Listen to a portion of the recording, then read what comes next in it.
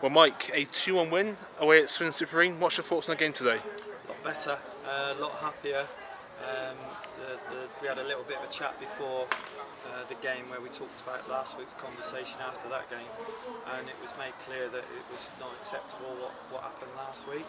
So glad to say we're a little bit better. We're still missing 4 players, so for us to get a good result against them, where I thought, the majority of the game we looked quite comfortable, especially in possession, a lot better this week, and it was pleasing to see that. Obviously, first half, Alex Bray gets a goal just before half time.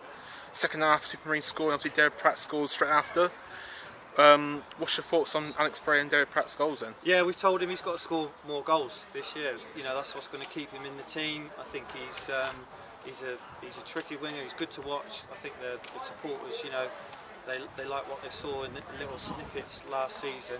So we're hoping we get a little bit more out of him, and things like what he's just done today, what we call closing the door at the back post and just slotting that ball into the net is exactly what we want from him, from those sort of crosses.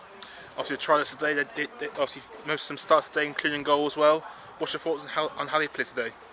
Yeah, brilliant, really good. I don't want to name the trialists too much because there's a couple of clubs that are poaching them off of us, but I thought the goalkeeper was great. The right back then became the left back, he was great, and so hopefully, unfortunately, with what's happened with Riggy this week, with him actually doing his ACL, then we're going to have to bring in one of those trialists as it stands at the moment. So we'll see what happens with that. Obviously, he confirmed on Twitter that this week he has ACL injury. Obviously, with George Rigg down, how much of a blow is that to the team? Yeah, it is a bit of a blow because we had him down for sort of 2 or 3 different positions, and we had a conversation with him at the beginning of close season, and we just said, are you happy to play in those 2 or 3 positions, and he was. So we've got to get in another utility player. So it's handy for us to have a little look at players in a couple of positions, as we did with the trialist today, who I thought played really well at both right and left back. So we're going to have a little look at him as a holding midfield player as well, maybe next week, and just we're happy with him at the moment. So yeah, we're going to have a little look at him next week. Obviously, next Friday, next game in pre-season against Taunton Town. What's your thoughts ahead of the game on Friday? Yeah, it should be tough. That's what we need. It's like we don't want to win games 10-0. You don't want to lose games 10-0. You need a nice little balance like this today.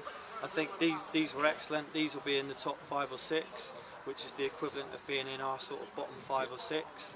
They've got a good manager. They've got a good way of playing, and so for us to get a decent performance out of it, plus the result, that's pleasing. Because obviously, when I came in at the start of my tenure in, I think it was February, we lost 5-2 or 5-1 to them, and that night we looked a million miles off it.